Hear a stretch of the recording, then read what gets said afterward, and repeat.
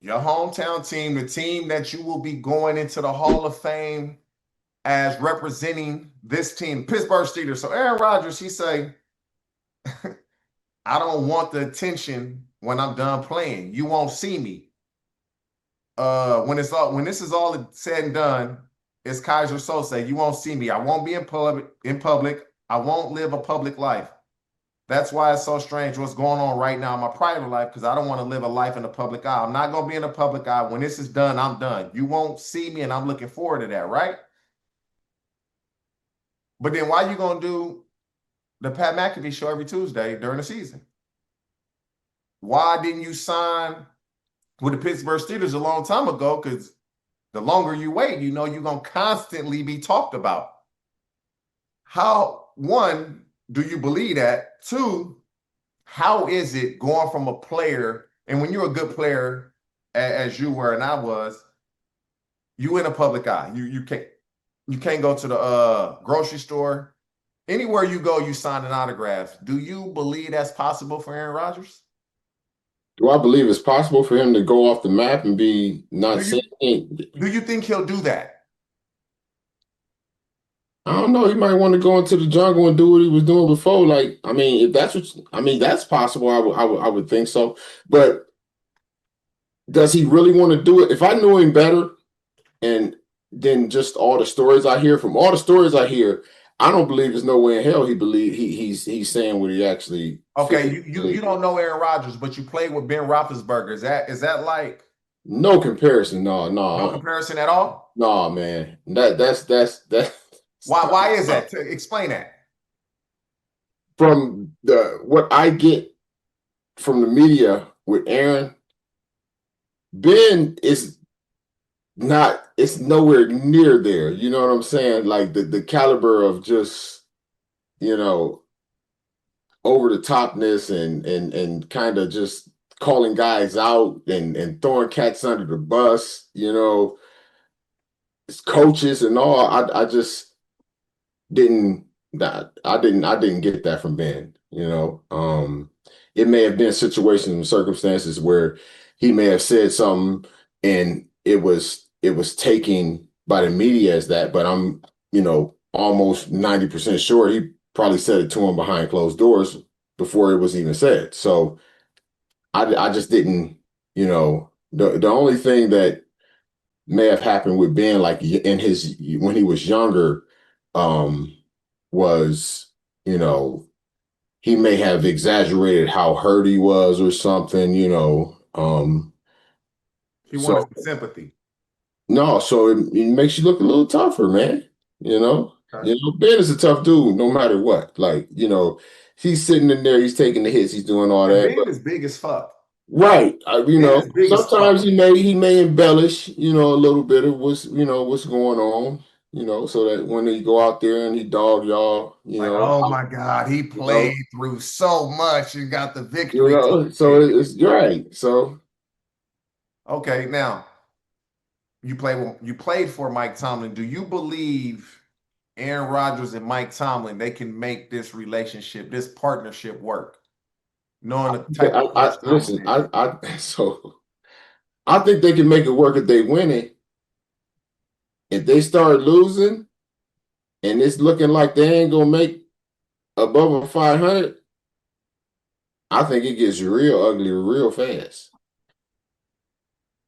Like to the point of like they Don't may don't just don't think about what say no, what you I'm saying to the point of like they may just be like, you know what, let's let this dude go mid-season for Aaron. Like, let's just get him out of here, put one of these other quarterbacks in. You know, Mike T ain't going nowhere. Mike T ain't going nowhere. So everybody that believe, you know, Mike T needs to go somewhere, that's not going to happen.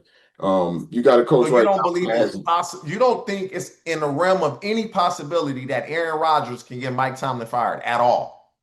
no, only person getting Mike Tomlin fired is Mike Tomlin. If he goes and, you know, and puts up a couple losing seasons, then I don't see him getting fired. You know, he has a number of years left on his contract. I could see the possibility of them not renewing him, but not firing him. That's just something that the Steelers not going to do, especially after having, you know, this. much success over that longer time frame without a losing season. Don't get me wrong. Yes, I understand. We have not won a playoff game since 2016. And And that they ain't gonna win one this year either. and that is a huge drought. But you got six in one hand, half a dozen in the other. You know what I'm saying? Grass ain't always green on the other side, and maybe a lot of people don't want to go over there and check it out. So I don't. Yeah, to me, I see it work. When you win, covers up a lot. covers up a lot. Covers up a lot. When you start losing, then it's gonna come out because man, you should have signed earlier. Motherfucker, wait until mini camp to sign. You'd have been hearing the OTAs and It would have been everybody more. has something to say when you Yeah, start losing. But when you win it, it kind of just covers up. it covers up all the BS. It covers up all the BS. It Yeah. covers up all the stuff in the locker room. As soon as you start losing, the first thing the media is in there doing is they watching now. They're You looking. think the Steelers can make the playoffs? Do I think the Steelers can make the playoffs? Yeah, Really? yeah. Who they gonna knock out? Because let's just go through it right now, right? Mm-hmm. We got the Chiefs in there, right? Yeah, right? Go ahead. The Chargers, No, they made it last year. Jim Harbaugh is they got lucky. no. Jim Harbaugh, his second year as a head coach, everywhere he's been has been a huge jump. You think that jump is not going to continue, or you think it stops just this year? Over. Every place he's been. No, I'm playing with you. Okay. Um, Hold I on. I would think he would. I'm not putting. Hold up, we're gonna go through the AFC, and I want you to tell me who they're gonna knock out. So we think the Chiefs, the Chargers, the Broncos. That's the AFC West, because those all three were playoff teams last year. Bo Nixon, his second year, he's probably gonna be better with Sean Payton. No, he gonna have that sophomore letdown. Off for a slump, huh? Mm-hmm. Okay. And then you go to the AFC East. The Bills gonna be in. So that's four teams that made it. AFC North, we probably gonna pick the Ravens for sure. That's five teams. And then you got the AFC South, whether it's the Texans, the Colts, the Titans, whoever it is. You got to realize something. Of all those teams you said, I feel like our defense can play better. And if we get a quarterback that can actually I don't believe y'all defense was better than the Broncos defense last year. They wasn't better than the Broncos. The Broncos had one of the best defenses in the league with two of the better pass rushers in the league. I said could play better. I didn't say was better. But if they didn't play better last year, and you got the young defense that got better in Denver, because now this is how I look at it. The Steelers gonna be competing with these teams because it's gonna be one spot for all these teams I'm about to name: the Miami Dolphins, the New England Patriots, and the Bengals. Those three teams. Yeah, we got all them. Huh? We got all them. Y'all can't beat Cincinnati. Y'all not beating us. Gals. We got Y'all not beating us. Gals. Y'all not beating us. Y'all not beating us. Come on now. Y'all not gonna beat us. Yes. Y'all can't stop us. Stop who? Joe Burrow, Jamar Chase, T. Higgins, Chase Brown, Mike Gesicki. Y'all not stopping us. And then that O-line. What happened last year? Huh? What happened last year? 1-1. Okay. And the bad part is the game that y'all won. It was uneffing, bro. We let Russell Wilson shred us for 400 yards in the air. Best game of the season. We got new defensive coordinator. I'll bet money on that. We're going to beat y'all ass both games this year. Hey, you know what? Now that we talking about the Steelers and Bengals, producers, hey, y'all got the clip that we was talking about yesterday when I did my shoes, so we can get in that real quick before Kelee Ringo get on. Y'all got that? Okay, hold up. Pause it right quick. So let's go backstory, right? So that season, we were one of the best teams in the league. We all young. Carson, our quarterback, myself, Chad, Chris Henry at receiver, may he rest in peace. We was damn near unbeatable. Our offense was top 3 in the league, if I'm not mistaken. Our defense, total yards weren't good, but they were number 1 in forced turnovers. And we played the Steelers in Pittsburgh. And I forget the hotel we stayed at. It was a big-ass hotel in Pittsburgh, man. And I get on the elevator. Bunch of Pittsburgh Steeler fans. And they talking shit, but they being super cool. Mhm. So I told Buddy they had terrible towels and they're just waving them, and I'm just joking with them and whatnot. And I said, hey, let me buy that from you. $20. He's like, no. I said $100. As soon as I said $100, he said, yeah. So I gave him $100 and he gave me the terrible Bro, towel. you could have went and got a terrible towel for 19.99, From where? bro. So Anywhere. I'm about to get on the team bus to go to the stadium. Oh, right then. Yeah. And Okay. so we come out for pregame. We come out for pregame, and I got it onto my left side as a streamer. So I'm warming up with that thing, well, with that thing down. And Marvin walks by me and he snatches it. So I turn around because I'm to myself pregame. I turn around like, Marvin, give me it back, bro. What you? I try to take it back. He wouldn't give it back to me. So the whole game, obviously, I didn't have it. So the game ends. By the way, I had a great game. I had 2 touchdowns over. I think I had over 100 yards, but I know I for sure had 2 touchdowns. So as we walk into the tunnel, it was hanging out. I guess he must have given it to Hugh Jackson. It Mhm. was kind of, I could see part of it hanging out the back pocket of his pants. Man, I pulled that shit right on out. I'm running off the field like this. And then I get towards the tunnel and I was like, let me sit down and just do this. Now y'all go ahead and play it. Go ahead and play it. So I just start doing that. It was just kind of impromptu. I hadn't thought about it and I didn't think anything of it. Yeah, that was a downfall right there, baby. I didn't think anything of it. I was just having fun, right? You ain't never heard the curse of the terrible towel? Hey, I didn't it's real crazy because I talk a lot of I play video games, right? Just Madden. I'm in a Madden chat right now. The chat, damn near every player in the chat is from Pittsburgh. They all love the Steelers. And so because I don't tell people who I am. So when they found out it was me, I know them boys hate me because I be talking shit. They be talking. I just lost to one of these motherfuckers in the AFC Championship game too, by the way. But anyway, explain to the people, the listeners, we played y'all. We had a home game. We ended up playing Cincinnati Bengals, Pittsburgh Steelers in a wild card game. We were at home. We should have won that game. We were winning that game. I didn't even get to play all that game. I got hurt. Yeah, like that was my Super Bowl because had that not happened to Carson, when they introduced me, they would be saying Super Bowl champ TJ Houshmandzadeh because nobody was beating us that year. Yeah, if you didn't rub your feet on that towel. So we lose the game. Carson Palmer gets hurt first play. Chris Henry gets hurt the first play, which was a 50, 60-yard bomb. If you recall, first play of the game, we bombed the fuck out of y'all. And both of those guys go down. Now let's rewind. Explain, because I've heard it so many times, but I'm getting bits and pieces of it. Bill Cowher, the head coach, explain all of that led up into it. And then he Dude, brings. to be honest with you, I really couldn't recall exactly what he said in the meeting, but it was pointed out and the video was shown for sure. Like, yeah, it was shown. And like I said, I think I got hurt the very first play, like on kickoff. And then the next play, I think is when dude got y'all quarterback got And hurt. Chemo hit him low, cheap shot at him.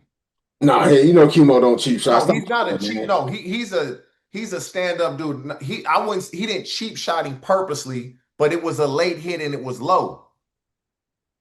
It was low. I don't know how late it was. He was kind of falling into it. So Towards ACL, yeah, it was. But with that being said, I believe we were up.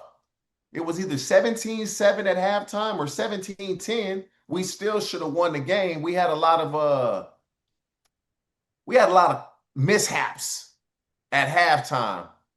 dude, Chad can I couldn't explain even that to say. y'all when he come back. He can explain that to y'all if he want to. Y'all ask Chad, what the mishaps were at halftime. But yeah, man, that was the year. So I'm young. That's my 3rd or 4th year, maybe. So I'm thinking, oh, next year we're gonna be right back here. We gonna be right back. We got the same team. Nope. Oh, buddy, it don't work like that. Bro, it don't work like you think. Cats don't understand and realize all of the nuances that go into each season and each game and each play and how this play right here could have turned out differently. And they don't understand how hard it is to get back, especially when you get there like young. It's like, oh, we Man, can be back. No, that no. that shit, that shit is. I was like, we gonna be back next year, and never got back. We was always good on offense, though. I will say that. We was still running and gunning on offense. We was out that bitch like the Pacers or the Golden State Warriors. We just, well, the Pacers, because we ain't Yeah, winning come the on. championship like the Warriors, but we just Yeah. some points we wasn't winning. It was You just always go too far. yeah. We wasn't Golden State because they was winning championships. Let's stay with the Bengals, right? Did you see the video when Jamar Chase was on the airplane? Yeah, I saw the video. Yeah, yeah. Did you, as when you were a player, did you sign every autograph request, or there was time where you were like, nah, No, I didn't sign every autograph request. you're mean. No, no, no, no. I'm actually very, very nice when it comes to that.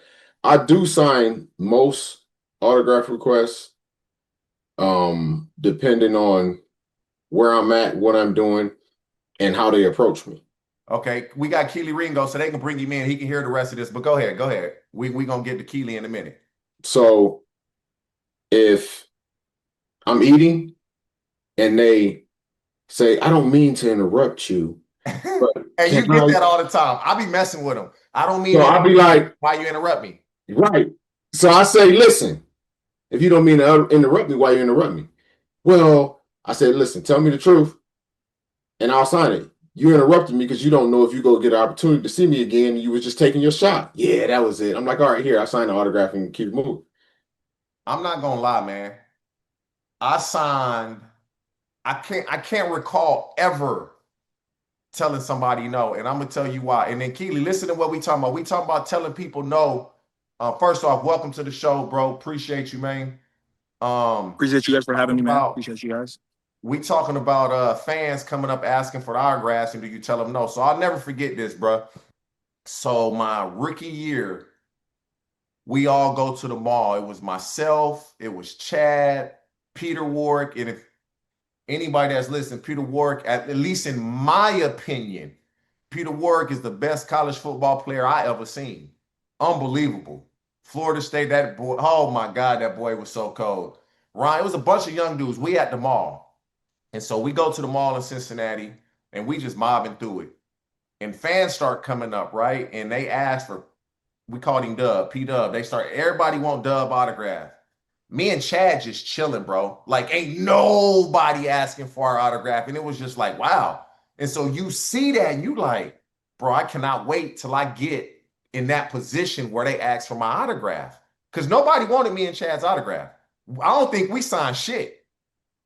And so when it got to that point, because as a young player, you want that. You want that recognition. And so then when that recognition came, I couldn't bring myself to say no to anybody because I always went back to that day when I wish I was in that position. And now that you're finally in that position, why would you tell a kid no? Now, there's the autograph seekers, like, I'll even put an autograph in Yeah, because the that's who it autograph was with seekers, Lamar. I'm It crashing was out on somebody them. trying to get an autograph. I'll actually give them an autograph, but I'll give them a different autograph. There you go. Yeah. But now I might sign one or two things. Then I'm gonna say, come on, bro. How many goddamn things you gonna have me sign? Come on. All right, TJ, my bad. But I'm always saying yes because of that incident. I'll never forget that. I'm always saying no if I'm doing something with my kids or Even I'm if I'm watching my eating and if kids I'm with play. my wife, if I'm with my kids, I'll do it because No, if I'm watching my kids play, I'm sorry, I'm not doing any autographs right I'll now. do it. But And they not gonna question you because you mean. And in the no, way I tell them I'm they sorry. I'm scared. just not doing any autographs right now. Keely, I'll catch you. let me bring you in, Keely. You young, you really young. What's your take on what we just talked about? Man, I would say it comes on to respect. You never really understand of how much of an impact you can have. A big fan for sure, So when I go down to a respect thing, it goes back to what James is saying. If I'm with my family, like I feel like you need to be more understandable with, man, I'm not really on that right now, respectfully, man. But really understanding that just a small thing as a signature can really brighten up somebody's day. But man, when it's respecting, when somebody gets really pushy, and it's kind of like, man, I just want you to respect me just as much. I appreciate you as being a fan. So that's the best way I can explain it. All right. So you obviously you get, for the fans that don't know, the people that's tuned in, um, DB for the Philadelphia Eagles, went to University of Georgia. You're from Las Vegas, correct? No, sir. I'm actually from Tacoma, Washington, like 20 minutes from Seattle. I Yeah, went yeah, to high yeah. school in Oh, you Arizona. from you Okay. from the hood, Tacoma. Everybody I meet from Tacoma, they let It's me know, boy, Tacoma ain't nothing to play with. yeah. I didn't know you was from Tacoma. If you're from around the Northwest, you know a little something from around the Northwest. Yeah, everybody that I know that's from Tacoma, Yeah. they Tacoma, the slums. They like, Man, boy, you don't man, want these. man. Okay, so you go to University of Georgia, have a great career, and then you come out and I'm at the combine when you're there. You're probably not gonna remember this. You run Yes, sir. fast. Were you disappointed in the way the draft process played out? The best thing I could say is, man, like the entire job process is really tiring, man. It definitely makes you understand that, man, like this is what I've been working for my entire life. I would say that I wouldn't say necessarily more of a disappointment, but man, just really humbling for sure. Because man, your entire life you've been one of those guys. You know what I mean? Man, no matter you're getting the ball all the time, whether in offense, defense, making plays all the time, and things like that, man. So when you're getting to investing in you and putting their time and energy into and it's like, man, like when I say it's humbling, it's I'm critiquing myself to a specific point to where, man, I am valuable. I know who I am, X, Y, and Z. So I definitely wouldn't say where you get drafted or anything like that defines who you are. You know what I mean? No matter if, man, you go first round, second round, third round, man.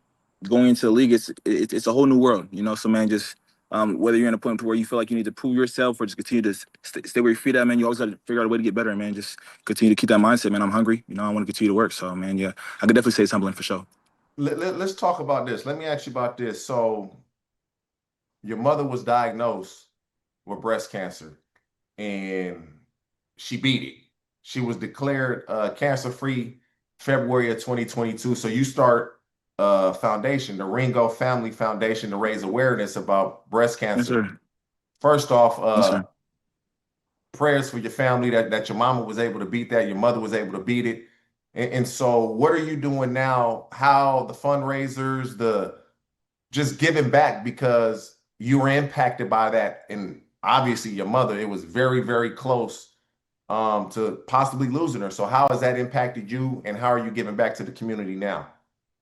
Yes, sir. I appreciate you. First thing I want to say is God bless you and your family as well. I appreciate you, man. One main thing is just continue to focus on with me and my mother, and just her message overall is, man, nobody's safe. That,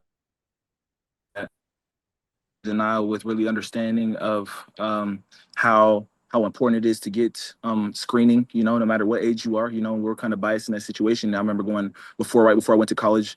My mother felt a little ball above her breast. And we were feeling it, and we were trying to see exactly what it is without obviously getting any testing first beforehand. And then it was right after I went to college. She had got diagnosed. Man, I could definitely say one of the main things I say is that anything that she's going through, there's no comparison. No, anything I go through, there's no comparison to anything my mom's going through. So she's a grapevine for me. She's set down a platform for me to continue to grow through that. So I just want to shine light on that and just continue to understand that breast cancer, it doesn't discriminate in any type of way, no matter how old you are, and who you are as a person. Man, you've been blessed, bro. I'm like kind of looking at your story, bro, from you just a winner. I Like, appreciate you, man. bro, It's a you love. at Yes. University of Georgia, two national championships. You get drafted to the Eagles. We in the playoffs, we winning Super Bowls. You know nothing but winning. Like, I mean, every team and organization you've played with has had so much success. Darius Slay now is in the same state, different team now with the Steelers. How are you looking to make an impact? Because now space and room is opened up in that secondary. What are you looking to accomplish this year? Man, one of the big things I say of me spending my time in the league, man. Honestly, it's about opportunities. Continue to grow. Of course, everybody wants to improve on themselves. But when the opportunity comes for you to be able to grow, change your role no matter what it is. Because everybody has personal goals and things like that, and just be able to help their team no matter what way they can, man. But just the best thing I say to myself, I continue to grow, man, is to just, man, seize your moment whenever the opportunity does come. Because you never know when it's gonna come back. So, man, that's the best thing I can say. Guys like Slay, man, he paved the way, and I definitely know what it looks like. So, man, just having that blueprint for sure, because that's definitely helped me a lot, and having a leader like that around me. Yo, man, you got any big plans for tomorrow? I know it's your birthday coming up. You got anything planned? Right now I'm back in Arizona where I went to high school at, man, just kicking with my friends, spending time with family. Where at Honestly, AZ? just Scottsdale. Oh, y'all right Yeah, next but to right each other. here. Pull up. Go ahead Okay, and go Right okay, support. here. for sure. Yeah, I'm gonna No, get for real going though, for for after real, this for for real, for real. sure. Most definitely, Yeah, most definitely. It's good. Hey, now you know yeah. what you Sir, need to I can. do. So, Kelee, before you came on, we was talking about working out because I don't know if you really know James. He a workout warrior. He tried to Oh yeah, see no, somebody yesterday James, in his little tank top that's and James shit. Harrison, yeah, for sure. Yeah, Go work. You working out tomorrow Yeah, on your birthday? yeah. Where you training at right We now? got to too. It's a place called Elite U in North Scottsdale. I used to work out there throughout my high school career. So just it felt like home over there for me, man. But be field work, all that. Hey, go train with James tomorrow because he act like his workouts are so hard, like nobody can do them. Like you just gonna I didn't say nobody could do them. He's going to do a DB workout. He's a DB, so he's going to get every workout that is done is tailored specifically to that person, their needs, wants, desires, and whatever they're deficient in. So you come in, you get your whole body tested from top to bottom. Do muscle testing to see where you're weak at. You got to make sure that you have no more than I want to say it's 5 or something percent difference between, say, your quad and your hamstrings. Why? Because you get a guy that's quad dominant, that's the dudes that end up pulling their hamstrings. You get a dude that's hamstring dominant, that's the dude that pull their Keely, are you quad. gonna be in Arizona the rest of the till training camp? Me? No, sir. I'm leaving. Actually, Monday I'm going to Seattle. Well, really Tacoma to train a little bit more, man. But shoot, a couple of my DB trainers said they're gonna come out to Arizona, so I might escape for a weekend or two before I got to go back to Philly. Okay, well, I was That trying to gets get I a was lot. trying to You get you know, to do RC something. out here with DB Precision too. Shoot, we can lock in with them too. Yeah, Most definitely tap. And just never get enough work. That. yeah, We always trying to no prove no matter question. what it is, no matter what time. Different brains, different details, different ideas, things like that. Yeah. Mhm. Hey, Yeah, I'm chilling for it. in your short time in the league, who are the toughest receivers you've had to cover? Ooh. Ooh. Game man. I would say AJ and Smitty every single day. Man, one of the top duels in the league. Man, I would say James Williams is pretty tough, for sure. I got him more in college as well, man. But man, just speed, change of pace, man. Like most of it's just chest, man. Just man, trust your technique. Receiver showing you illusions, things like that, making you second guess your leverage. Man, just so many different ins and outs of the game. TJ, you know how it feels to be out there. Overall, man, just man, I prepare myself better than you. You know what I mean? And we're already just playing. So that's the best way to explain it for real. What corners have you watched film on? Because that's what I used to do every off season. I'd go to the video guys, and I'm old, so they couldn't download it to us, but they had to make a DVD for us, right? So I'd go to the computer guys, the video guys, and say, hey, every ball thrown to Reggie Wayne, every ball thrown to Steve Smith, every ball thrown to this, send it to me, Larry Fitzgerald. I'm gonna watch it and see what I can pick up. What DBs have you learned from and just took little things from their game to add to yours? One of the main ones is Patrick Surtain. Actually, our DB coach now, Christian Parker, he was with Patrick Surtain with the Broncos. And just fundamentally sound. The best way it gets, of course. God's blessed. Steve is the player of the year previous year. Man, just of course a lot of the guys big, fast, strong, tall. Man, just technique things. The best way possible. I feel like when you're able to put those things together, knowledge in the game. Derek Stingley, another guy that I watched a good amount. Christian Gonzalez came out with me, my class, big player. lockdown corner himself as well. You know, just continue to grow my game. You know, as we talked about before, having different mindsets, different details, things like that can continue to help you grow. You know, so yeah, that's one of the big things for me. You talked about earlier, like man, the NFL, everybody's good. You got to do this, you got to do that. Did you play a lot of special teams in Georgia? I played a good amount. My role got a little bit bigger. Yeah, Really early on. Yeah. and so because I say that because you're the type of player like coaches love it because when you highly touted coming out of college, we ain't playing no special teams. If I'm playing special teams, I'm returning the kick or I'm returning the punch. Man. So you do anything to help the team, they make you a gunner. And you like, all right, I'm gonna be the best gunner. You making a Pro Bowl as a gunner. And so to me, that shows all buy-in. Is that something that has always been in you, or it is something you learned because you went to an organization and a team that was winning so much? You're like, okay, I'm not getting on the field much on defense, but I'm gonna make an impact on special teams. Yeah, man. Just like you said it. A lot of different teams that we've been on is, man, from even high school, college to the league, man. Just buy into rule no matter what that is, man. Of course, continue to perfect my craft, whether it's corner, special teams, overall, man. But personally, you know, what each and every single individual wants, and what's understood doesn't really need to be explained, man. Just continue to grow.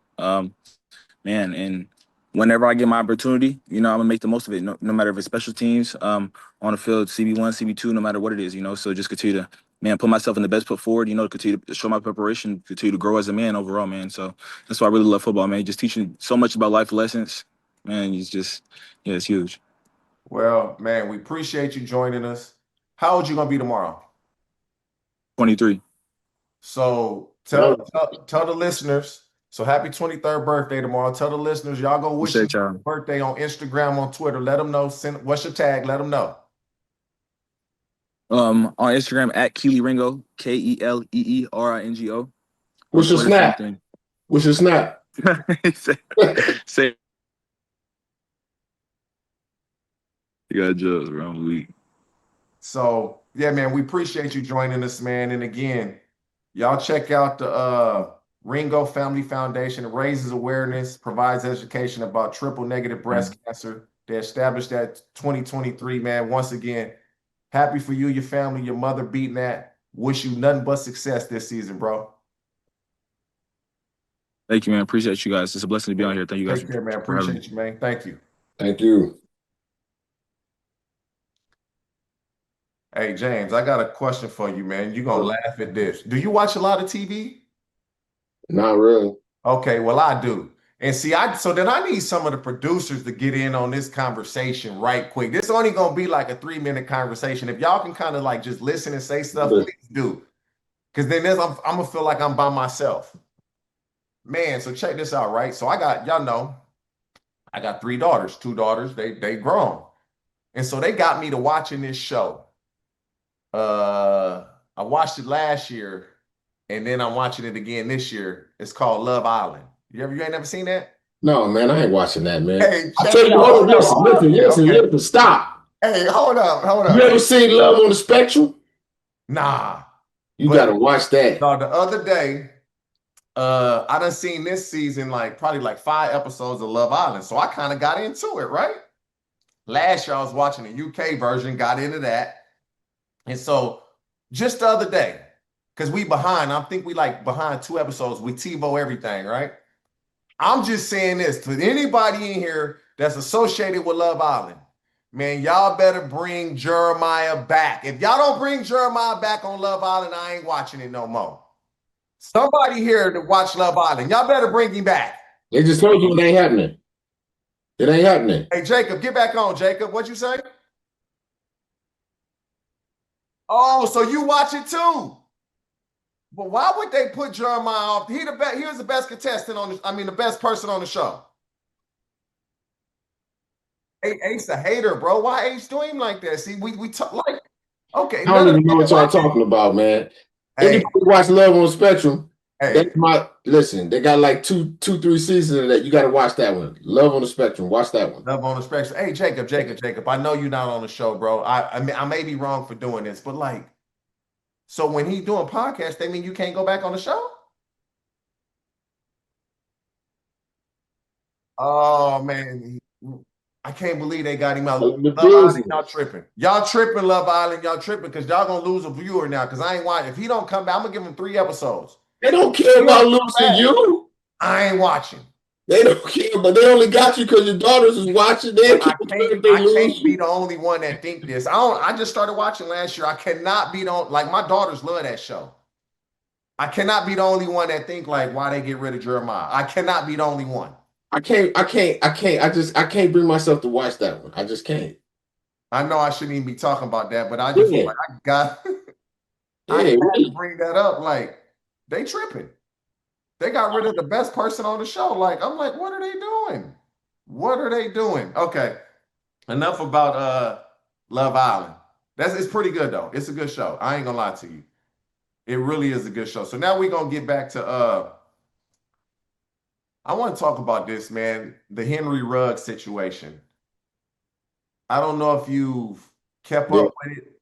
I didn't keep up with it. I understood, but yeah, I know what happened, and So I believe it was about a week or two ago. He did an interview because they relocated him, and he did an interview and he said he thinks about it every day, every night. One of his biggest regret of his life is the tragic incident where the young lady lost her life. If he could change it, obviously he would. If he can go back and change things, he would. He wants their family to know he's truly, truly remorseful for what he caused. And then he goes on to say his goal is to hopefully play in the National Football League again. Do you believe we'll see Henry Ruggs in the NFL uniform? I can't say yes or no to that because I'm not the person in position to actually make that decision. Um, I can give my uh how I would feel if I was him. Yeah, I would love to have the opportunity to, to come back and be back where, I was and but again, I put myself in the position of the family. And my daughter will never get an opportunity to get another chance, you know. So It wouldn't matter to you because he says I would really like the family to meet the real Henry Ruggs. Like that's not me. And even the guys that he played with, like Devontae Smith, who's really close with Henry Ruggs, was like, that's just not him. Like that shocked me. Um, him doing what he did. And he's eligible for parole next August. So August of 2026. He'll probably be 27 years old, I believe, in his athletic prime. The only case that I believe comes close to this, and it's Vic. Mike Vick went to prison for a couple years for the incident with the animals, with the dogs. I could have And swore it was like somebody named Little or something. who? Leonard Little? Little, last name, yeah, was that Yeah, one? Leonard Little. No, Leonard Little, he killed somebody. He killed someone in his car, but he wasn't away from the game that long. I'm talking like went to prison. Vic went to prison. Henry Ruggs is in prison. Um, and it will be around the same length of time that they serve prison time. And then to come back and play, yes, Leonard Little did uh take someone's life, but he didn't serve prison time. So Henry Ruggs served prison time. Michael Vick served prison time. Um, it will be interesting to see. I hope he gets another opportunity. Life is about second chances. He seems very remorseful, but it's what you said. Everybody, listen. Like I said, I'm not saying this is him, but everybody's remorseful after you get caught. Everybody's I remorseful don't know about that. You don't see some dudes get after caught and they you don't care. got right. But I'm saying you didn't purposely do this. It's not something you went on purpose to do. I'm not going to be remorseful if I go and take the life of somebody that did something to me That's or very true. my family members. Yes, I'm not going to be remorseful for That's that. very true. But if I go out and do something because I decided to make a immature decision and go and do something that, you know, ended up causing me to take someone's life, yes, I'm gonna be very remorseful. Now, I wouldn't be remorseful if I got through with that and I made it home. It would have been, hey man, I was balling out, I was driving fast, and I made it home. I got lucky. Now, it ends up being that you take a life, now you're remorseful, which you should be, but you know, like I said, I play 6 in one hand, half a dozen in the other. If I'm him, yes, I want another chance. You know what I'm saying? I'm sorry for this happening. You know, I want to get the opportunity to, you know, to show you and all that. But at the same time, if I'm the parents over here, if I'm the sister and brothers over here, like, where's my daughter's second chance? Where's my sister's second chance? Your second chance will be you'll get an opportunity to come out and live life. You don't get an opportunity now to go and play this game that is a privilege, not a right. I believe he'll get another opportunity, and as long as you're remorseful, I believe he deserves it. Like, we all make mistakes. We Yep. all make mistakes, but I get your viewpoint is you took someone's life. They will never see their loved one again, whereas he can continue on with life. But they do say the first time you get caught or the first time you had an accident is not the first time you've done it, it's just the first time you got caught with The it. first time you got caught. So it sucks for her family. It really does that they had to go through that. And so hopefully he's able to get an opportunity. And I do believe he will. I do, because he seems very remorseful, very remorseful. But as you said, that's not bringing my child back. Yeah, like I said, if it's me, yeah, I want another opportunity. If I'm the parents, your opportunity will be you'll get a chance to come out of jail and live a normal life. You know? It'll be interesting to see in about, yes, probably 13, 14 months time when he's eligible for parole, if one, he's granted parole, and two, what transpires once At that listen, so once that parole come, now, you know, they're going to get an opportunity to be in there and talk. You know what I'm and saying? her family, I'm sure, will have a voice. Mm-hmm. And the words that they speak and say, Yes, I'm sure will be impactful on it the will carry decision. weight, whether it Yeah. helps him or hurts him. Yeah, I'm sure of that. We'll see. I wish, like I said, prayers for the family, man. Henry Ruggs just got to stay strong, stay with the Lord, and hope Yes. that opportunity is given to him. And I hope he gets it. We all make mistakes, because I've done some things when I was younger. Lord knows. I just ain't get in trouble for it. I ain't get caught. Hey, I didn't get caught. Yeah. I ain't get caught. Like, Yeah. yeah. So some guys get, yeah. Let's go to, did you see what Brady says? He believes Patrick Mahomes can surpass him as a GOAT. Do you think that's possible? Go to the quarterbacks championship, because it's gonna come down to, It's going to come down to championships. can Patrick Mahomes What he got now? What he got now? How many he got now? I love this. I love this conversation. How many he got now? 3? He got 3. Tom got like 8 of them things, don't he? Tom Brady got 7. Tom Brady got 7 championships. I'm sorry, man. You got to put together. Ooh. That's a lot.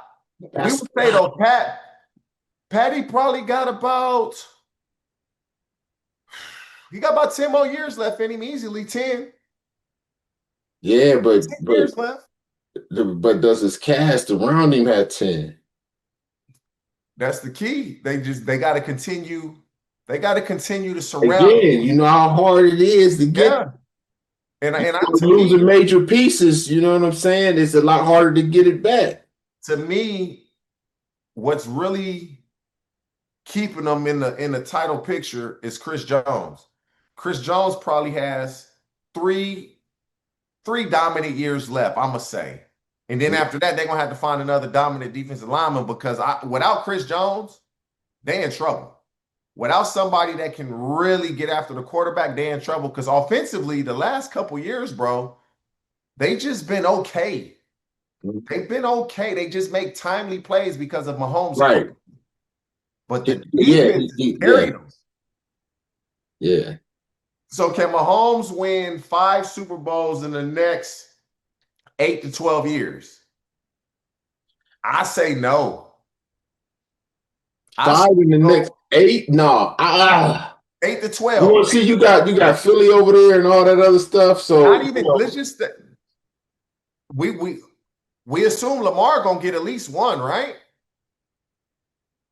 I don't know if they seem to get into the playoffs and things unravel a little Hey bit. man, Lamar gonna get for sure one. Josh Allen gonna get one.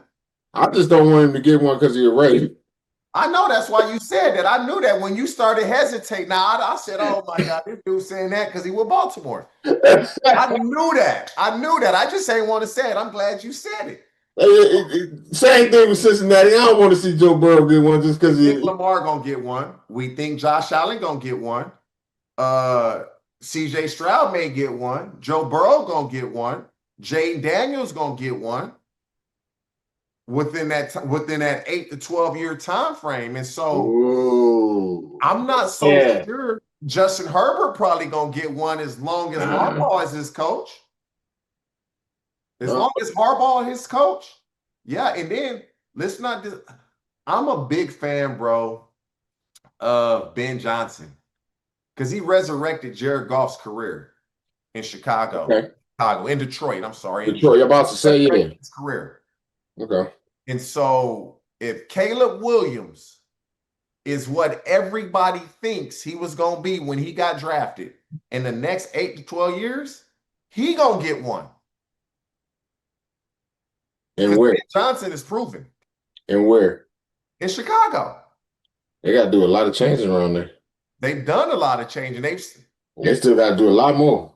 You got 3 really good receivers. You got 2 good running backs. You got 2 first-round tight ends. No, Cole Kmet was a second-round tight end. You draft Colson Leveland in the first round this year. They fortified the offensive line. They had a top 10 defense last year. So they got pieces. They got guys. Yeah. What they were lacking was the quarterback and the play caller head coach. They have that also.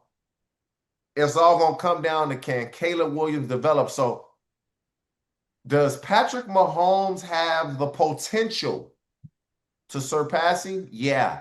Will he? I say no. That's a lot, man. That's a lot to. And it's just, I think they were hot, and once you start cooling off, it's man.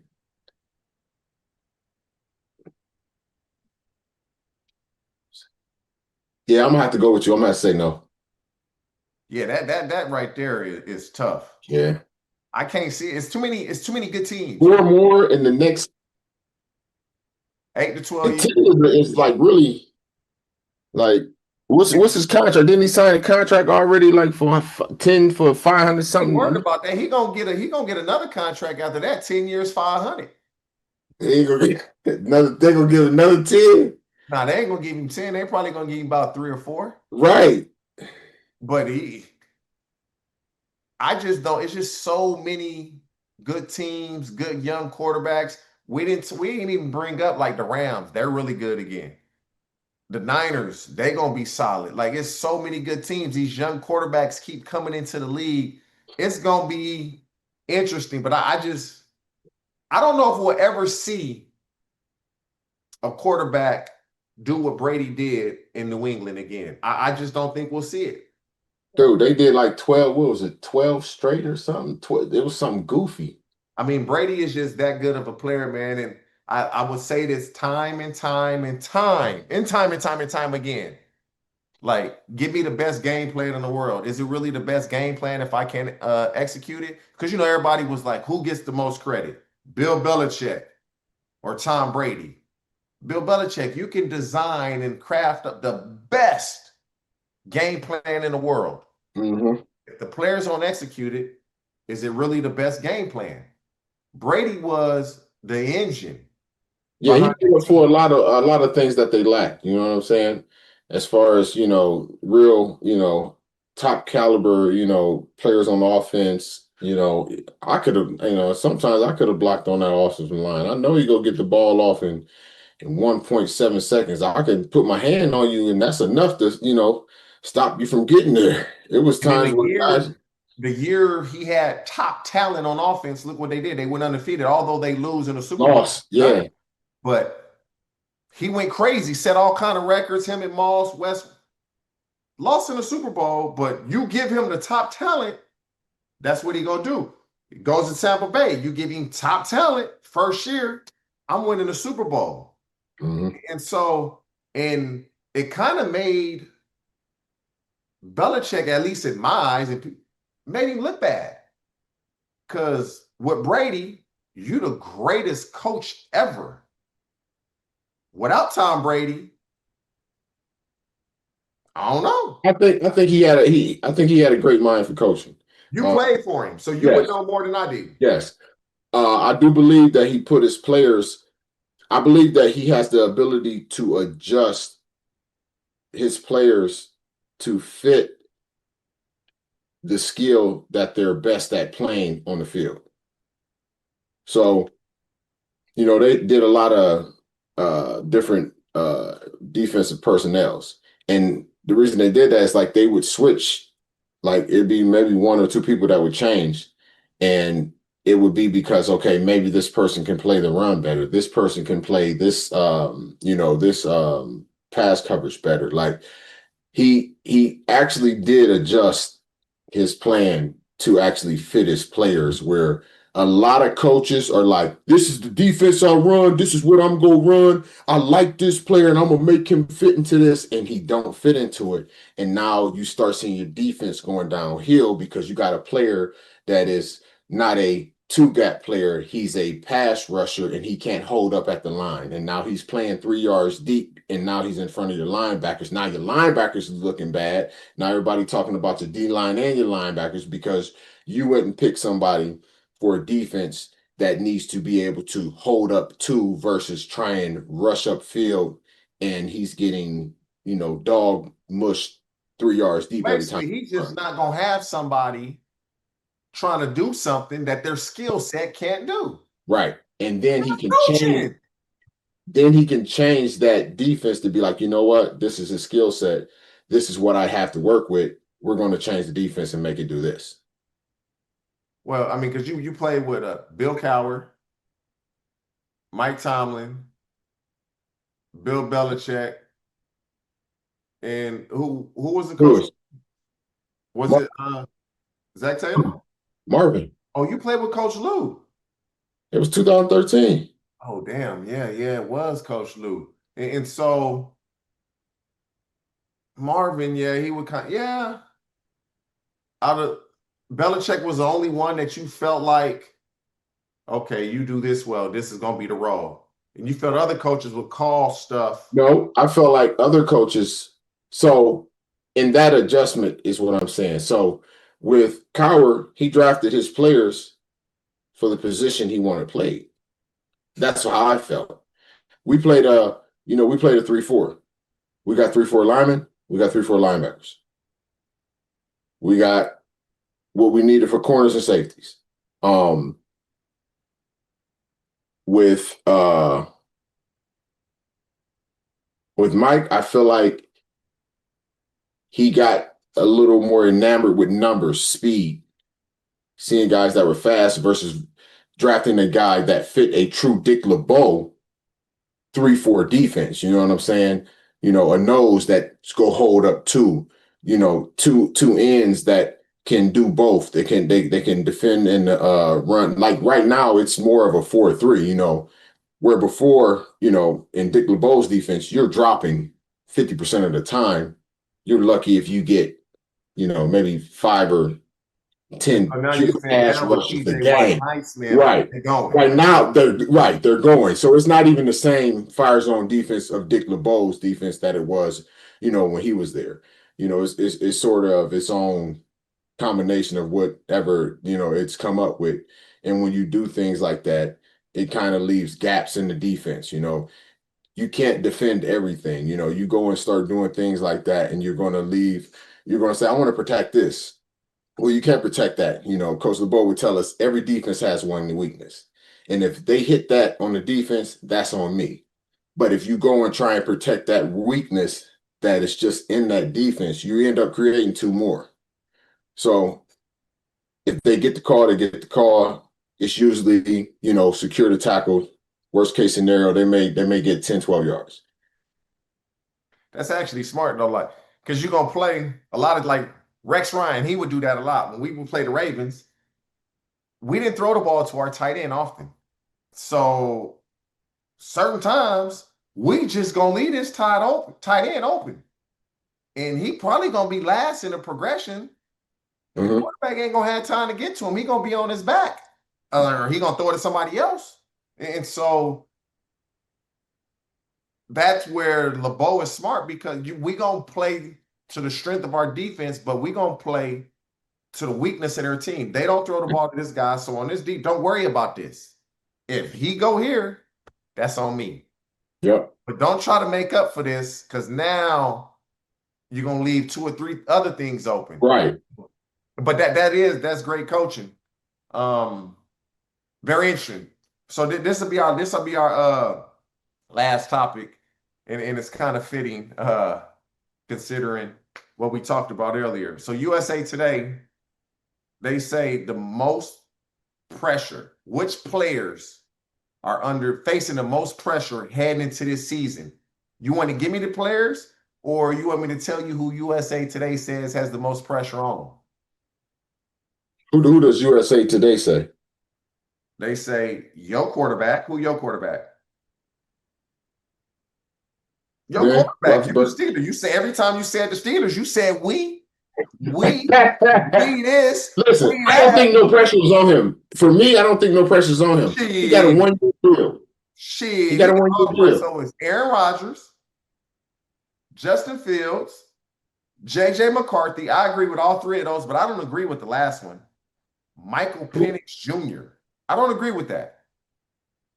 Out of those 4 guys, was he a rookie last year or something? He was a rookie last year. Didn't start. They pulled Kirk Cousins and brought him in.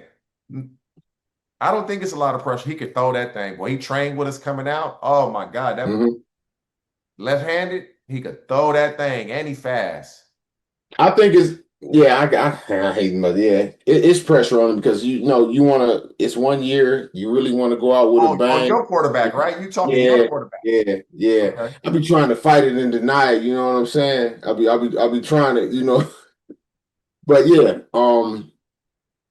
especially after having the time he had in New York and getting an opportunity here to at least try and write his own ship, not even just ours, his own, so that he can leave on a high note. So yeah, I would put that at 1 because that's where everybody's eyes go be anyway. It's a lot of pressure. It's a lot of pressure because everybody felt he was going to the Steelers, but he didn't sign till a few days before minicamp. It's a lot of pressure because you go to the New York Jets. Everybody had such high expectations. When you sign with the Jets, you get hurt immediately into your first season. Your next season, which was last season, didn't go well, but many believe you got the coach fired. Many believe you handpicked your offensive coordinator. And so there's pressure on you because Mike Tomlin has never had a losing season. It's pressure on you to make sure that stays that way. It's pressure on you because you've come out and said, this is quite possibly my last season playing. And so I don't feel like there's another player that's going to have that type of pressure on him. You Aaron Rodgers. Aaron Rodgers is the most gifted thrower. Listen, what he don't realize is Aaron Rodgers in Pittsburgh. Pittsburgh is the biggest little high school professional team you go ever go to, dude. Yeah, like you are in a bubble. The history of the franchise, though. The Pittsburgh Steelers, when you think championships, you think Pittsburgh. You think Pittsburgh, at least me. I think Pittsburgh. Yeah, of course. You was getting that boot on you, the whole. We was beating y'all just as much as y'all beat us. Y'all was just. How many Lombardies y'all got sitting in y'all? We ain't talking about that. We talking about head to head. We talking about head to head. That's Head to head, we was beating y'all as much as y'all beat us. Nah, I'm gonna have to look at. Yes. I'm gonna have to look at. Yes. Pull that up for me. From what year? My rookie year, 2001, and I left the Bengals 2009. Yes. Okay, so look 2001 to 2018 when I retired. Nah, not till you retired. When you played with the Bengals, how'd it go? Who won what? You remember? When you played the Steelers? You cut out a little bit. My internet. What you say? When you played the Steelers, how'd it go when you were with the Bengals? The 2 games y'all played. Oh, we won. Huh? We won one, lost one. Exactly. That's what I'm trying to tell you. It's always was like 1-1. It may be a sweep here or there, but for the most part, it's gonna be 1-1. And it's crazy. We're gonna get into some of this tomorrow because I can go on and on and on about when we get ready to play the Steelers. We're gonna tell these stories tomorrow. How the coaches used to walk in the meeting. That shit used to piss me off. You know you was playing the big bad wolf? And that's how we're gonna get into that tomorrow. But yeah, I think JJ McCarthy is under some pressure also. Because you let Sam Darnold go to Seattle, who last game of the season was playing for the division, and you let him go to play JJ McCarthy, and that's unknown. JJ McCarthy is unknown. And so to me, that's pressure. You've never played in the National Football League. The quarterback you're succeeding had a ton of success last season, although the last game didn't play well in the regular season against, I believe it was the Rams in the playoffs. Did not play well in that. So your last 2 games, Sam Darnold didn't play well, but it has to be pressure considering the type of season that the Vikings had. But man, I think all the pressure is on Aaron Rodgers. Michael Penix, no pressure. Justin Fields, it's not going to be much pressure on Fields. It's Aaron Rodgers for Pittsburgh because of, 1, who he is, but 2, man, the Steelers, like who the Steelers are. Yeah. They're a storied franchise. They're one of the pillars, foundational franchises of the National Football League. And so that will be interesting. But yeah, that pressure gonna be on Aaron Rodgers. With that being said, appreciate y'all tuning in another night. Y'all make sure. Hey, 13-4 from 2001 to 2008 against the Bengals. Hell no, I'm about to look that up. Look it up. Nah. 13-4. You got 4 games. You got 13 times. Hell nah, there ain't no way. Who did you look that up or somebody sent it to you? It got sent to me.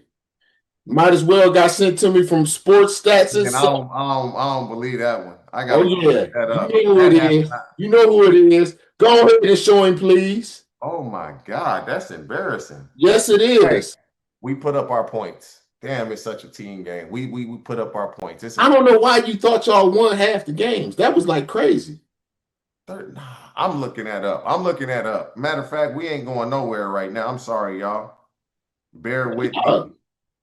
Could you please send him? Could you please send him that? Nah, I don't need nobody to send me nothing. Go count it up.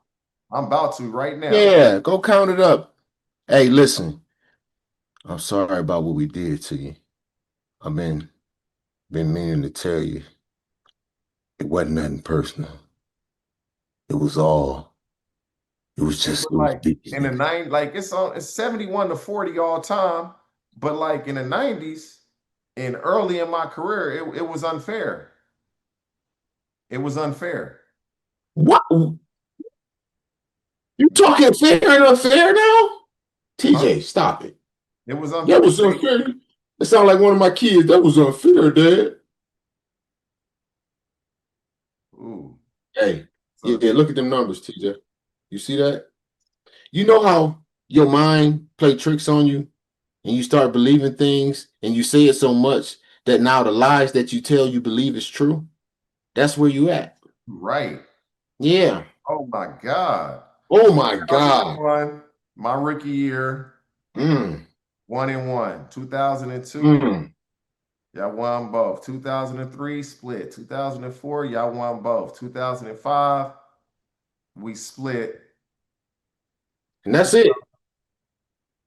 That's it. 2006, 1-1, 7-8. Y'all won both. Wow. Yes. We went in, listen, when we went into there, boy, we knew we was having something good, Well, boy. guess what? That's even worse. Y'all about to get y'all ass kicked both games this year because of that. I'm making sure of that. Let's talk about George Pickens. You know what's going on with that? Yeah, I heard something about Yeah. he's not, Okay. So I'm gonna kind of give you the backstory. Obviously, George Pickens gets drafted to the Steelers. Then they just traded him about a month and a half ago. mhm. Dallas Cowboys. So George Pickens is supposed to do a camp in Pittsburgh. So he was traded May 7th, so just about 6 weeks ago.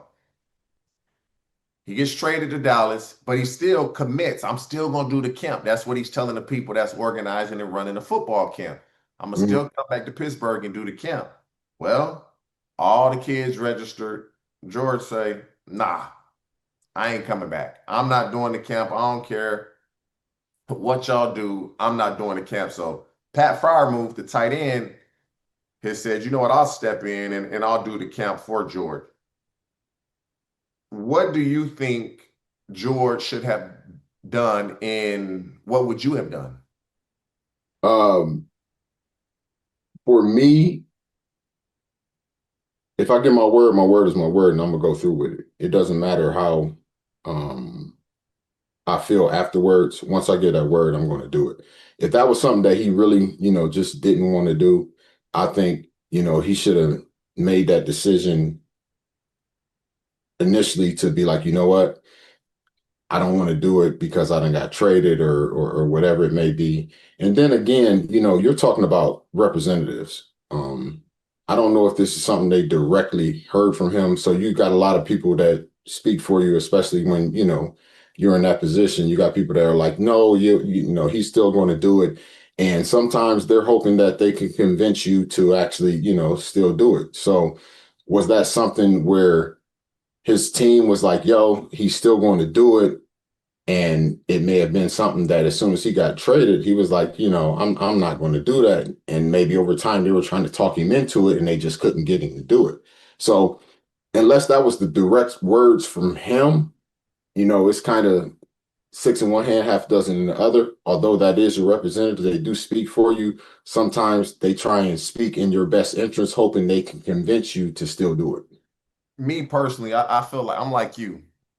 Once you commit to something, just go ahead and do it. Mhm. Because it's a lot of kids, man. Like they ain't getting caught up in the he's with the Steelers now, he with the Cowboys. They just want to see George Pickens. And Right. so disappointed a lot of kids, and I'm sure he don't care about that. But once you say you're gonna do something, whether you play for the Steelers, you play for the Cowboys, it's a day out of your time.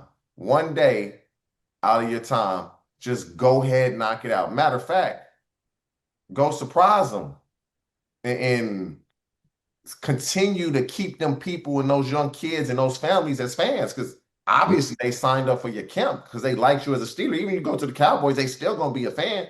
So now he's lost fans, but I don't know if you know George. I've been around him a little bit. He just don't give a damn, bro. I don't. Yeah. If his representatives were like, "Hey, you need to do this," he probably was like, "Nah, I ain't doing it. I don't care. I ain't doing it. I don't care what you say. I'm not doing this." I think it's unfortunate because he's probably gonna take a hit in his reputation. I don't think he gives a damn. But those kids, that's the part of it. They just gonna be disappointed. Now, when you left Pittsburgh, where'd you go? I went to Cincinnati. I thought you did, and that's why I didn't know if it was New England, Cincinnati, Cincinnati, New England. Mhm. Um, how was it leaving Pittsburgh going to Cincinnati? Like the differences, the dynamic. I know you couldn't wait to play Pittsburgh that first game, but how was it playing? Because Pittsburgh is historically a much better organization. Obviously, they won a lot more than Cincinnati, but when we played each other, every game was always close for the most part.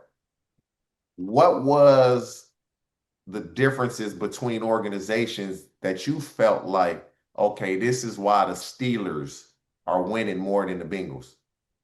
Um, They take better care of their players, dude. Like to be the biggest thing that I noticed when I got there was the food, man.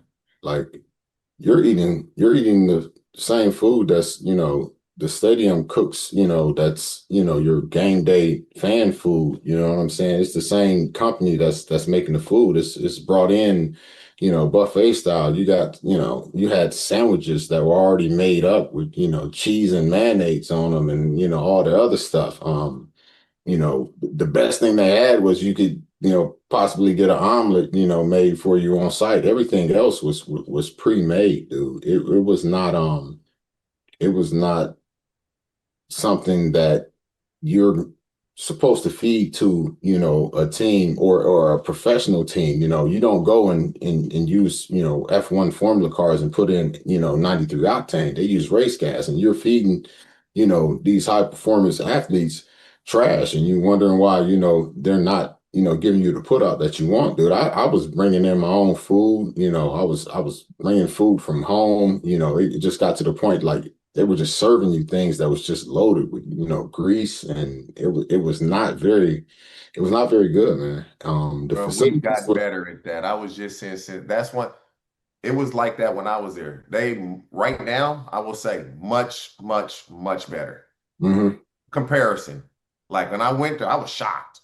Everything was made to order. The only thing that was buffet style was the fruit. okay. That's it. And so to me, it's gotten much better. And I bring that up because you know how they do the NFLPA report cards and you kind of rank. Yeah. uh you know how after a game, and this is news to me because when I was playing, all the families were indoors as soon as you walked out the locker room, take about 10, 15 steps, they all to the right. It's indoors. And they got an F because it says it's cold, it's outside, it's bad. Like, I don't know when they changed that. When you were there, were the family members outside waiting for you after the game? Honestly, dude, I really couldn't remember. I didn't have a lot of games that, my people could be there. So from what I remember, I kind of met them like in the like parking lot area, and we just got in the car, we took off. So So you know how where you I know how met you them walk out and before it's the parking lot, but just before you walk out into the parking lot, the families used to be in that area.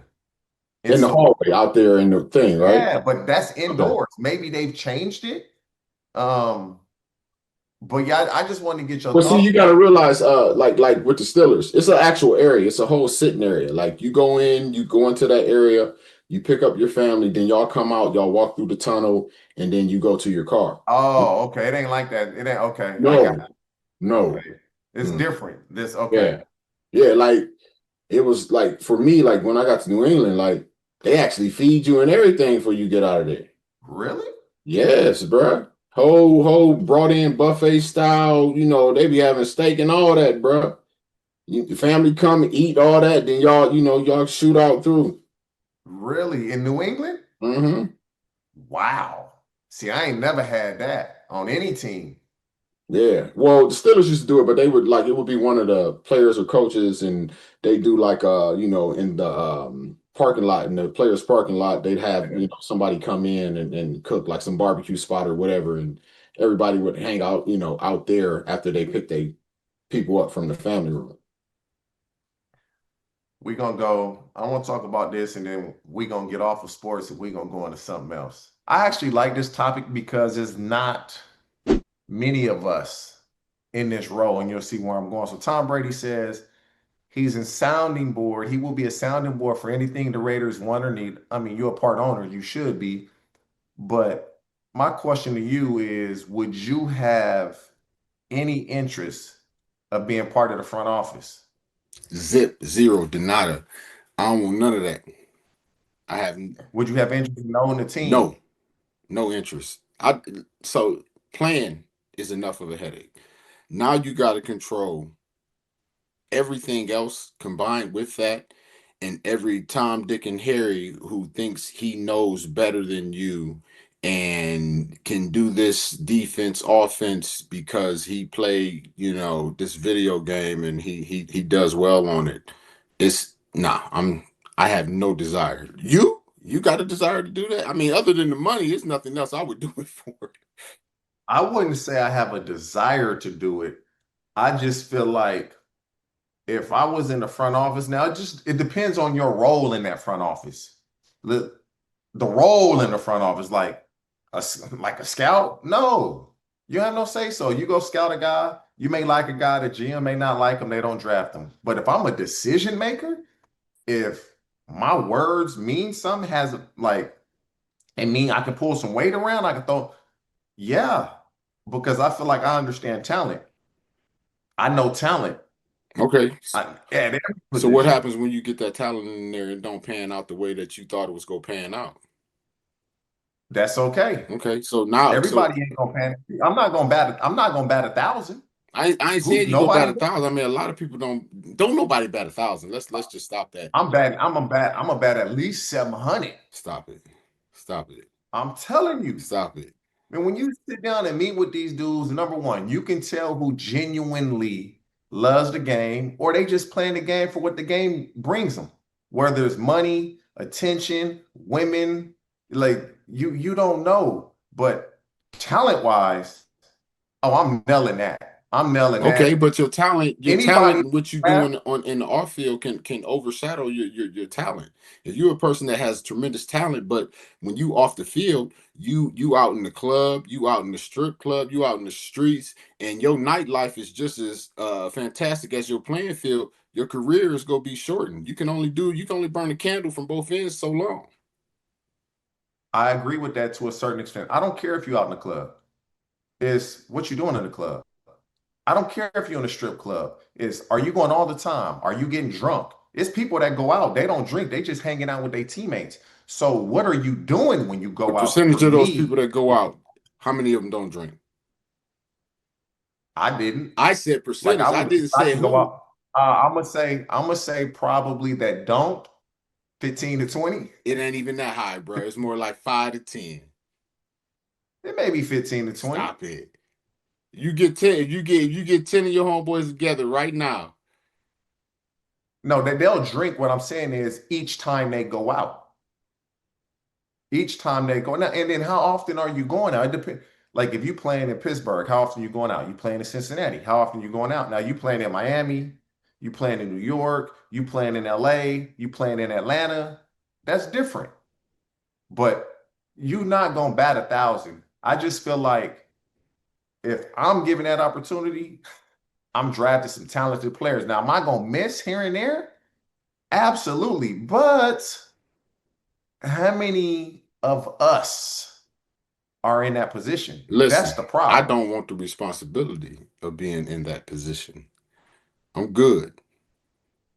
Me personally, I'm jumping 2 feet in, but they not giving us those positions. When I say us, people of color, we don't get those type of opportunities to advance up the ranks. They want you to start in the basement. They want you to start in the basement. You don't want to start in the basement though. I don't need to start in the basement. I'm my accolades. I should start. Hey man, above some that. people can play the game spectacular and can't judge talent to save their life. I ain't some people. That's the difference. I didn't say you. I said some people.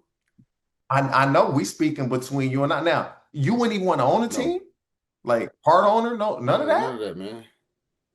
I love playing the game, man. I love playing the game when I played the game. After I was done playing the game, that was sort of it. You know what I'm saying?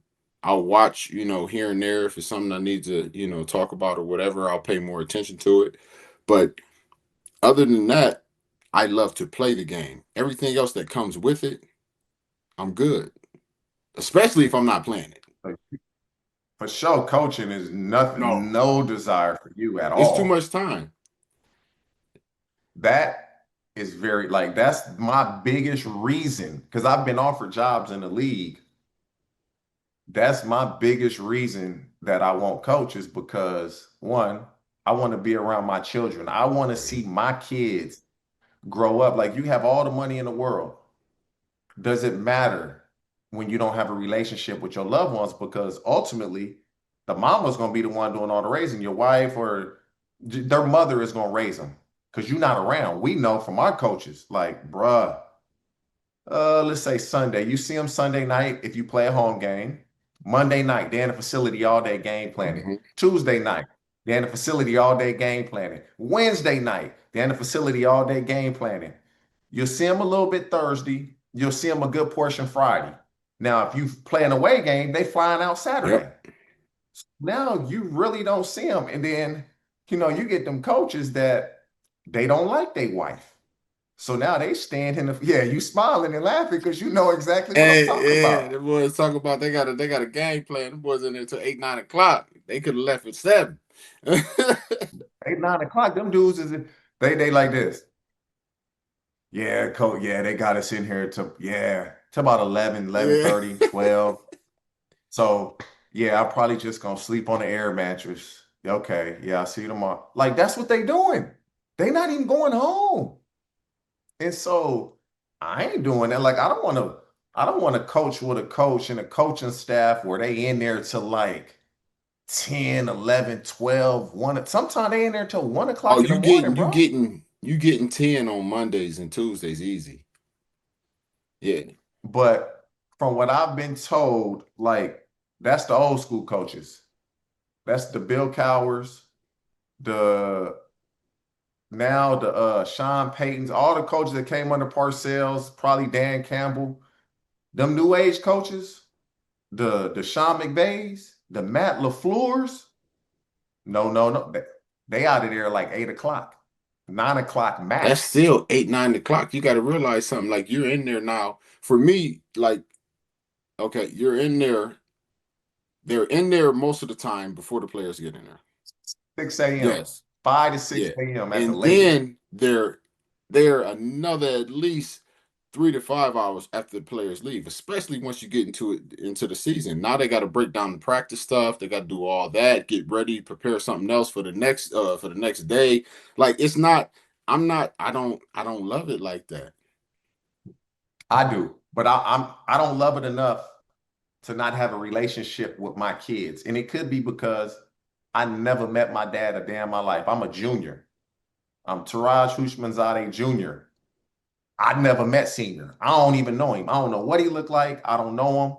And so that could be why I am the way that I am. Never met him, and I want to make sure that I'm present for my kids. I don't want to just be around. I want to be present. I want to go watch their games. I want to go to school activities. When my kids was playing, bro, me and my wife, we ain't miss a practice or a game. Like we sitting there in practice chilling. Like all the parents drop their kids off, they gone. We just sit there and we watching practice. Yeah, I ain't going that far. And so we are with our son. Like I'm not the owning part of it, like ownership. Oh, I like that also because I would be an owner that people want to work for me. Like I believe when you own anything, if you treat your employees like they matter, you treat them with the purpose, you make them feel appreciated. They're gonna go above and beyond. And that's the type of owner that I would be because your employees are gonna be a reflection of how great or how bad your business is and how it grows. And so yeah, I kind of disagree with that in the football terms because whether you like or dislike your owner, I can still advance myself by making sure the players that are under my tutelage do well. And I can get out of that situation and advance myself. Like when you're talking about a different kind of business, then yeah, I understand that. But okay, you say you make sure they do well, and if I credit my linebacker coach, Keith Butler, with my development. He is I consider he is the coldest linebacker coach I ever had. He was able to teach me the game so that I could understand it because he played the position. He understood when he was asking me to do something that was difficult. And you know what? You might not be able to get it done all the time, but this is what you need to do. He gave me different things that I could do at the position that still translate. He played back in the 70s, 80s, whatever it was, that still translated. Is he still coaching? No, he's done now. He's done. Okay, so then when you left Pittsburgh and went to Cincinnati, who was your linebacker coach? So you got me racking my head now. Okay, don't lie though. Was he trash or was he good? I really didn't have to learn anything then, to be honest with you. You know what I'm saying? So everything that you were taught in Pittsburgh, I you already just kind of had, yeah, carried that with already you. had with me. Yeah, I already had the bag. See that it's so. I guess position it varies, man. This shit varies. Gunther, does that sound right? Gunther, Paul Gunther. That sound right? Oh, Paulie Was Gunther. that? Yeah, yeah, Yeah, yeah, yeah. Short, kind of chubby, yeah, curly hair. Yeah, Paulie G. Yeah, yeah, yeah. yeah. Like, I guess it's different by positions because at the receiver position, you on your own, bro. You are on your own. If you don't get better outside of the building, man, you done. They ain't teaching the snap down and the comeback and all that other stuff. How they gonna teach it? They ain't never done it. They YouTube Hey, I ain't coaches. gonna lie to you. That's something that I really believe helps players is getting a player to come in and coach that players But can James, know and respect. And we talk about this all the time. I don't know. Are you in like a chat with like some of your former teammates, like a text thread? no, Are y'all in? man, listen, I got up out of there, man. You get into one of them, man, you look at your phone, you done checked everything, you go back 10 minutes later, it's 175 texts. Yeah, but you ain't gotta You read gotta them. read them all just to catch up. Nah, I don't do that. So I'm in those, right? Chad in it also. Sometimes like me and everybody don't always comment, but I say that to say is we talk about that all the time is coaches are intimidated by former players if they weren't a former player. Oh, They yeah. intimidated by that because the current players are going to listen to you more than they listen to their coach, and they feel threatened. Yeah, They feel threatened. Like, bro, if Buddy plays well, you getting all the credit. They not gonna give me none. Like, why you feel threatened? I'm not taking your job. That to me is the receiver position. It's probably 5 good coaches in the league, bro. 5. The rest of them get on YouTube. They'll see so and so run a really good route and think that's how you run all your routes. No, that was just for that play, a literally mistake, that play, how that and DB it played worked that out, position, that's what he needed to do. bro. Like, you can't run every route like that. The DB ain't gonna play that thing the same way. Bro, I'm telling you, I've seen it firsthand, and I'm not even gonna name the Name the team. team. I'm not gonna. Drop it. No, I'm not You gonna need do to that. drop it. I'm not gonna do that. Okay. I'm not gonna even name the coach. What teams But you played on? no, I didn't play for this Oh, coach, and I didn't play for this okay. team. What teams did you play for Um, then? I went Uh-huh. Cincy, Okay. Seattle, Baltimore, the Raiders. My last year with the Okay, so Raiders. we I know should it have ain't played them. 2 more. Okay. No, it ain't none of those Okay. teams. Too many teams. You ain't gonna figure this one out. But this coach, bro. So I'm there. I'm watching. And he started to implement drills and teach Bro, guys how to do don't get this. me there, man. Don't get me there. And no, this I is a know what true you about to story. say, man. He got you doing the drill that don't even correlate to anything that's gonna happen on one play. Believe me, I know. I've seen it. Yes. And so hold up though. So one of the starters he wasn't practicing. So I'm standing watching. He's standing next to me and he talking like this with his hand over his mouth. So the coach, nobody can read his lips because it's cameras. And he was like, "You agree with this?" I was like, "Nah." He was like, "I know you don't agree with this bullshit, man. I don't know why he got us doing this." And so then the other players, they come asking me throughout the day and the next day because I went to a couple of the practices. And so then the coach asked me, like, "What do you think?" And I said, "I don't agree with it, but I won't undermine you. I'm not going to teach them something different than you teaching because this is your Right. job. I won't do that." But they feel so threatened that they don't want you around. Mm-hmm.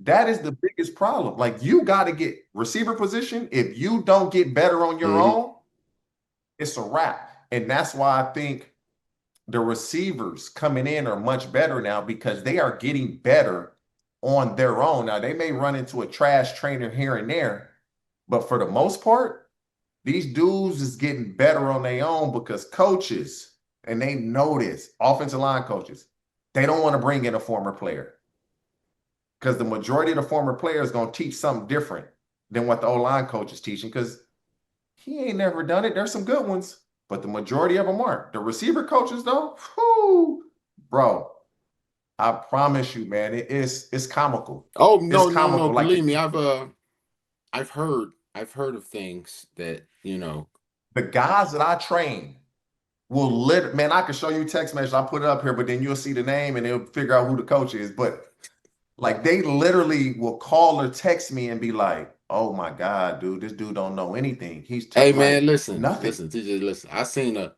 heard a linebacker drill where they had the linebackers like you shuffle punch over the bag, then you pass rush, you strip the quarterback, and then you drop for a pass to pick it off. That was all in one Like, drill. you really gonna do all Yeah, that? that was all in